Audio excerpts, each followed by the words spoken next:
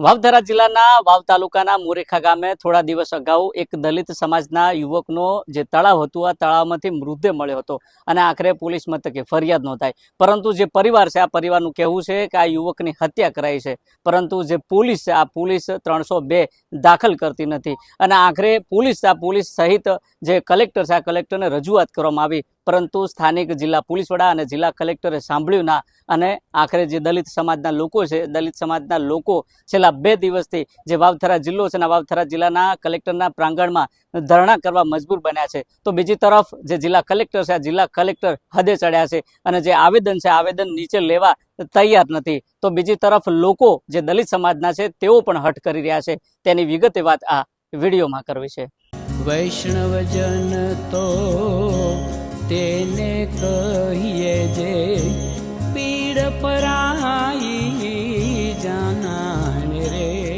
નમસ્કાર, હું છું દિનેશ ઠાકોર, નવજીવન ન્યૂઝમાં આપનું હાર્દિક સ્વાગત છે। વાત વાવથરા જિલ્લાની છે। વાવથરા જિલ્લાનું વાવ તાલુકાનું મોરીખા ગામ, આ મોરીખા ગામનો જે દલિત સમાજનો જે યુવક હતો આ યુવક પોતાના જ એક પોતાનું જે ગામ છે આ જ ગામની એક સગીરા સાથે પ્રેમ સંબંધ હતો અને આ જે પ્રેમ સંબંધની જાણ લોકોને થઈ અને આખરે જે પરિવાર હતો જે સગીરા અને જે દલિત સમાજનો યુવક હતો આ બંનેના પરિવારને જાણ થતાની સાથે સમાધાન માટે બંને પરિવાર ભેગું થયું અને કહ્યું કે તમે તમારા દીકરાનો સમજાવો અને અમે અમારી દીકરીને સમજાવે। આ પ્રકારનું સમાધાન થયું અને સમાધાન થયાના થોડા દિવસો બાદ જે સગીરા હતી આ સગીરા દ્વારા આ જે દલિત સમાજનો યુવક હતો તેને ફોન કરવામાં આવે છે અને જે ગામનું જે તળાવ હતું ત્યાં બોલાવવામાં આવે છે। જોકે આ યુવક તળાવથી ગુમ થાય છે અને ગુમ થયા બાદ જે પરિવાર હતો એ પરિવાર જે વાવ પોલીસ સ્ટેશન છે આ વાવ પોલીસ સ્ટેશન ખાતે જાણવા જોગ ની અરજી કરે છે। જોકે અરજી કર્યા બાદ 2 દિવસ પછી દલિત સમાજ છે આ દલિત સમાજના એક જે આગેવાન હતા તેઓ કહે છે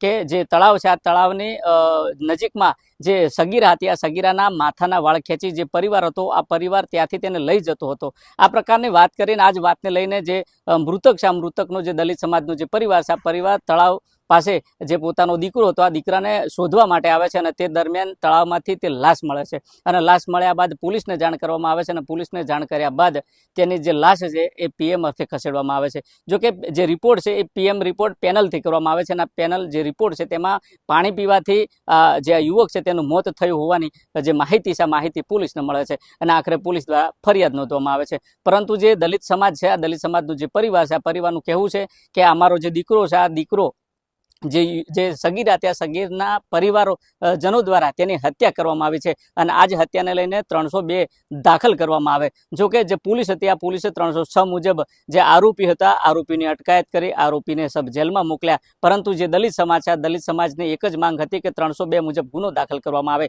અને આખરે ગુનો દાખલ ન થયો અને જિલ્લા પોલીસ વડાને લેખિતમાં રજૂઆત કરી, પરંતુ જિલ્લા પોલીસ વડા દ્વારા આ જે રજૂઆત હતી આ રજૂઆતને ધ્યાને લેવામાં ન આવી અને આખરે દલિત સમાજ જે મોરીખા ગામ છે આ મોરીખા ગામે એકઠો થયો અને આખરે જિલ્લા કલેક્ટરને રજૂઆત કરી અને જિલ્લા કલેક્ટરને રજૂઆત કર્યા બાદ 2 દિવસનું અલ્ટિમેટમ આપવામાં આવ્યું અને કહ્યું કે 2 દિવસમાં 302ની જે કલમ છે આ કલમમાં જે ઉમેરો કરવામાં આવે, પરંતુ કલેક્ટર દ્વારા પણ આ જે વાત હતી વાતને ધ્યાને લેવામાં ના આવી અને આખરે જે દલિત સમાજ છે આ દલિત સમાજ 2 દિવસથી ધરણા ઉપર છે। જોકે દલિત સમાજની એ માંગ છે કે જિલ્લા કલેક્ટર છે આ જિલ્લા કલેક્ટર જે જગ્યા ઉપર જે ધરણા ચાલી રહ્યા છે આ ધરણાની જગ્યા ઉપર આવી અમારું જે આવેદન છે આવેદન સ્વીકારે, પરંતુ જે જિલ્લા કલેક્ટર છે આ જિલ્લા કલેક્ટર હદે ચડ્યા છે અને આવેદન લેવા માટે નીચે આવવા તૈયાર નથી અને આખરે 2 દિવસ સુધી સતત આ જે દલિત સમાજના જે આગેવાનો છે જે મહિલાઓ છે એ ધરણા કરી રહી છે। જોકે આ તમામ બાબત છે આ તમામ બાબતને લઈને દલિત સમાજના આગેવાનો શું કહી રહ્યા છે તે પણ તમે સાંભળો। મારું નામ મહાદેવ સોલંકી છે।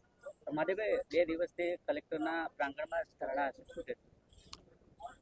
તારીખ 1/6/2026ના રોજ એક મોરીખા ગામમાં એક દલિત યુવાનનું જે હત્યા કરવામાં આવી જેની ન્યાયની માગણી જે છેલ્લા 2 મહિનાથી પીડિત પરિવારને પોલીસ પ્રશાસન દ્વારા જે યોગ્ય ન્યાય ન મળતા તારીખ 11/8/2026ના રોજ મોરીખા ગામે દલિત સમાજ ભેગો થયેલો ત્યારે નક્કી કરેલું કે ભાઈ જો આ બાબતે આપણે ન્યાય મળ્યો નથી તો ન્યાયની લડત માટે આપણે કલેક્ટર સાહેબશ્રીને આવેદનપત્ર આપવું, જેથી કરીને 11 તારીખે વાવથરાજના કલેક્ટર સાહેબને લેખિતમાં રજૂઆત કરેલી કે ભાઈ જો અમારી માગણીઓ આ છે અને આ દિવસ 2ની અંદર સંતોષવામાં ન આવે તો અમારે ન છૂટકે વાવ કલેક્ટર કચેરી આગળ રેલી અને ધરણા કરવા પડશે। જેના ભાગરૂપે અમે 17 તારીખે એક રેલીનું આયોજન કરેલું અને અમારી માગણીઓની જે વાત છે, અમારી જે ન્યાયની માગણીની વાત છે, તેનું આવેદનપત્ર મહેરબાન કલેક્ટર સાહેબ શ્રી વાવથરાજને આપવા આવ્યા છીએ. ગઈકાલના અમે બેઠા છીએ કે સાહેબ તમે આવો અને અમારું આવેદનપત્ર સ્વીકારો. કલેક્ટર સાહેબ એમના ચેમ્બરથી બહાર આવવા માંગતા નથી. તો હું શાસનને વિનંતી કરું છું, પ્રશાસન તો અમારી વાતથી સહમત નથી, પણ શાસન કરતા લોકોને વિનંતી કરું છું કે તમારા બેઠાડેલા જે પ્રતિનિધિઓ છે, જે પ્રશાસનમાં બેઠેલા અધિકારીઓ છે, તેમને કહો કે આ એસી ચેમ્બર છોડી અને આ દલિત સમાજની જે 1000-1500 લોકો જે એક જગ્યા ઉપર બેઠા હોય તો એ પોતે એમની વાત સ્વીકારે અને અમારી માગણીને સ્વીકારે. જ્યાં સુધી અમને ન્યાય ન મળે ત્યાં સુધી અમે પીડિત પરિવારો સાથે છીએ. શું કહેશો, આજે જિલ્લા કલેક્ટર દ્વારા આવેદન લેવામાં આવ્યું? 2 દિવસથી લેવામાં નથી આવ્યું, આજે નહીં, ગઈકાલથી આવેદનપત્ર લેવા તૈયાર નથી. અમે આવેદનપત્ર આપવા માંગે છે કે અમારી માગણી સાહેબ આ છે, લેખિત આપવા માંગીએ છીએ. એ માગણીને કલેક્ટર સાહેબ શ્રી આવીને પોતે સ્વીકારવા તૈયાર નથી. એ મારો પ્રોટોકોલનો કે ભંગ થાય છે. એટલે પ્રોટોકોલ મારી માગણી છે કે પ્રોટોકોલ કેવો છે એ પોતે આવીને જાહેર કરે તો અમે અહીંથી ઉઠીને જતા રહીશું. મીડિયાના મિત્રોને પણ મારી તો વિનંતી છે કે છેલ્લા 2 દિવસથી દલિત સમાજ એક રોડ ઉપર, રસ્તા ઉપર, જમીન ઉપર બેઠો છે. 80 વર્ષના ઉંમરલાયક લોકો બેઠા છે. તો આપ પણ કલેક્ટર સાહેબને પૂછજો કે તમને એવું તો કેવું કારણ નડે છે કે તમે લોકો વચ્ચે જાય અને તમે એમની માગણીઓ નહીં સ્વીકારતા. તમે જોયું તે પ્રકારે દલિત સમાજના જે આગેવાનો છે તેમનું કહેવું છે કે જે બંધારણીય જે હકો છે, હકોમાં જિલ્લા કલેક્ટર નીચે આવીને આવેદન લઈ શકે તેમ છે. પરંતુ બીજી બાજુ જે અમારા જે સૂત્રો છે, જે અધિકારીઓ છે, અધિકારીઓનું કહેવું છે કે જિલ્લા કલેક્ટરનો જે પ્રોટોકોલ છે, આ પ્રોટોકોલનો ભંગ થાય છે. જોકે બીજી તરફ જે દલિત સમાજ છે, આ દલિત સમાજના આગેવાનોનું કહેવું છે કે પ્રોટોકોલનો ભંગ થતો હોય તો પ્રોટોકોલ કલેક્ટરનો શું છે તે અમને જણાવે. જો કલેક્ટરનો પ્રોટોકોલ એવો હોય કે નીચે આવીને જો આવેદન ન સ્વીકારી શકતા હોય અને એવો પ્રોટોકોલનો ઉલ્લેખ કરેલો હોય બંધારણમાં, તો અમે આવેદન અમારે આપવું નથી, અમારે ધરણા કરવા નથી અને અમે ચૂપચાપ અમારા ઘરે જઈશું. આ પ્રકારની હદે દલિત સમાજ અને કલેક્ટર ચડ્યા છે.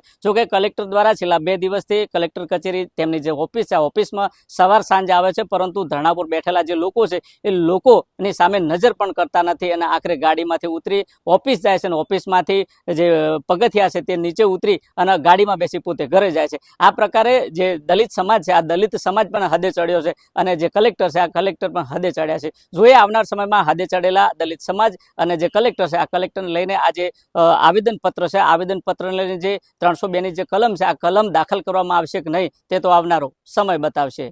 દિનેશ ઠાકોર, નવજીવન ન્યૂઝ, બનાસકાંઠા.